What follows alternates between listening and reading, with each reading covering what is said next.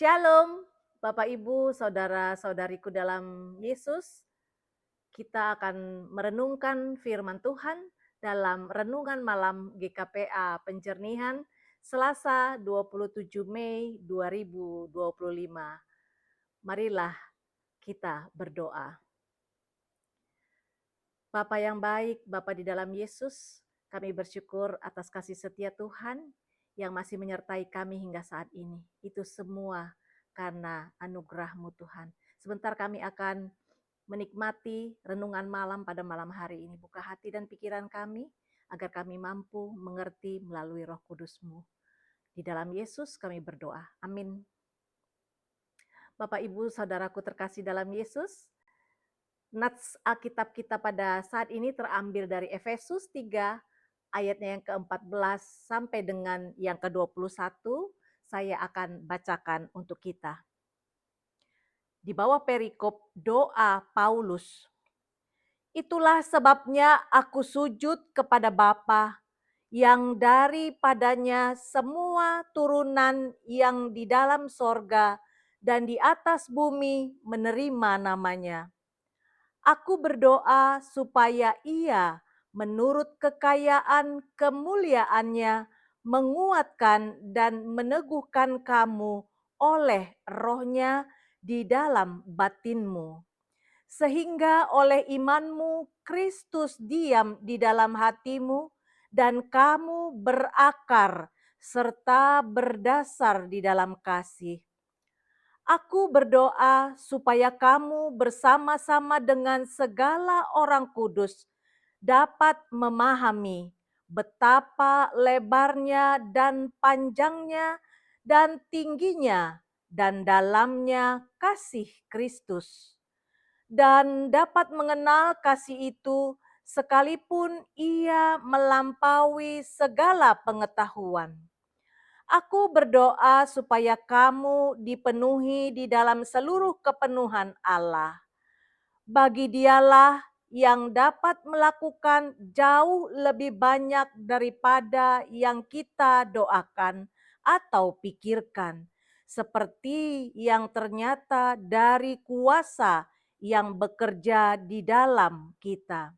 Bagi Dialah kemuliaan di dalam jemaat dan di dalam Kristus Yesus turun-temurun sampai selama-lamanya. Amin. Demikian nats firman kita pada malam hari ini, dan tema kita adalah kekuatan doa. Bapak, Ibu, Saudara terkasih dalam Yesus, nats kita kali ini merupakan bagian dari doa Paulus.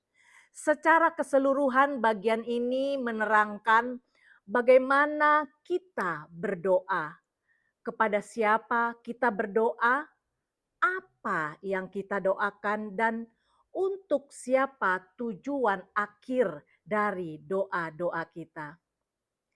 Doa adalah nafas kehidupan orang percaya. Tanpa doa, kita pun akan mengalami kematian rohani.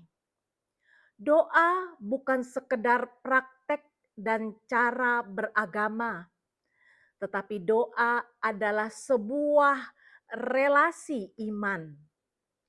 Kuasa doa dapat mengubah hidup orang percaya.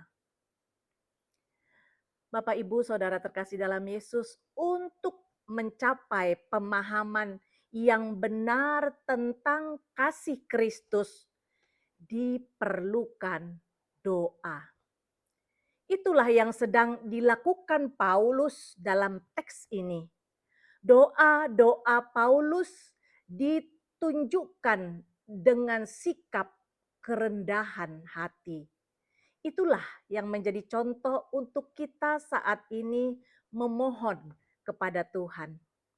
Dari doa Paulus bagi jemaat di Efesus, maka kita belajar bahwa doa menjadi kekuatan bagi Paulus dalam memberitakan Injil. Bahkan dalam kesesakan sekalipun Paulus bertekun dalam doa. Paulus percaya kuasa doa yang mengubah kehidupan orang percaya. Paulus meyakini bahwa Allah mendengar dan menjawab setiap doa lebih indah dari segalanya.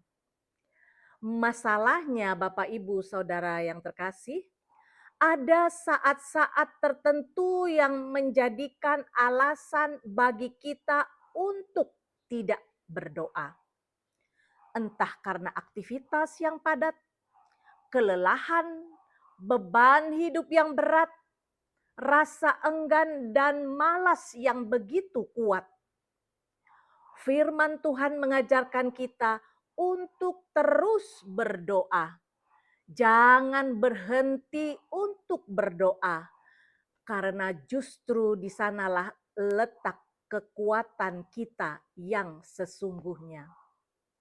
Semua hal bisa kita lakukan, bukan karena kepandaian, keahlian, dan kecerdasan yang ada dalam diri kita, melainkan karena ada kekuatan yang berasal dari Tuhan melalui doa itu sendiri. Rajin berdoa bukan berarti menjadikan kita malas bekerja. Justru sebaliknya, karena doalah Tuhan menjadikan pekerjaan kita berhasil dan beruntung. Jangan berkecil hati untuk berharap pada Tuhan. Jika semua disertai tekad kuat, berusaha terus, tidak menyerah, bertekun di dalam Tuhan dan tetap menantikan Dia, apapun yang kita impikan dan rindukan pasti akan terwujud. Tuhan mendengarkan permohonan kita, bahkan Dia bisa melakukan hal-hal yang lebih besar dari yang kita doakan. Itulah Allah kita yang besar. Percayai dan lakukan firman-Nya, maka banyak hal besar yang akan diberikan pada kita. Berdoalah bukan saja untuk kepentingan kita, tetapi berdoalah untuk memuliakan Allah. Karena kasih Yesus memberikan kita kekuatan dan kekokohan rohani dalam menghadapi berbagai ujian dalam hidup pribadi, pekerjaan, keluarga, dan bergereja. Kasih Tuhan membuat kita menghasilkan buah, sehingga hidup kita bukan hanya diberkati, tetapi juga menjadi berkat. Bapak, Ibu, saudaraku yang terkasih dalam Yesus, jangan putus asa saat jawaban doa tidak seperti apa yang kita inginkan. Tetaplah bersyukur sebab rencana Tuhan jauh lebih baik dari rencana kita. Tetaplah berdoa dan imanilah kuasanya.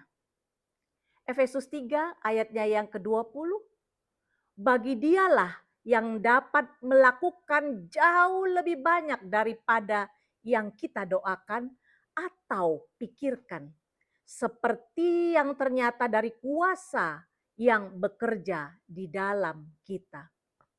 Bapak, Ibu, Saudara yang terkasih, sebagai orang percaya, Tuhan hanya sejauh doa.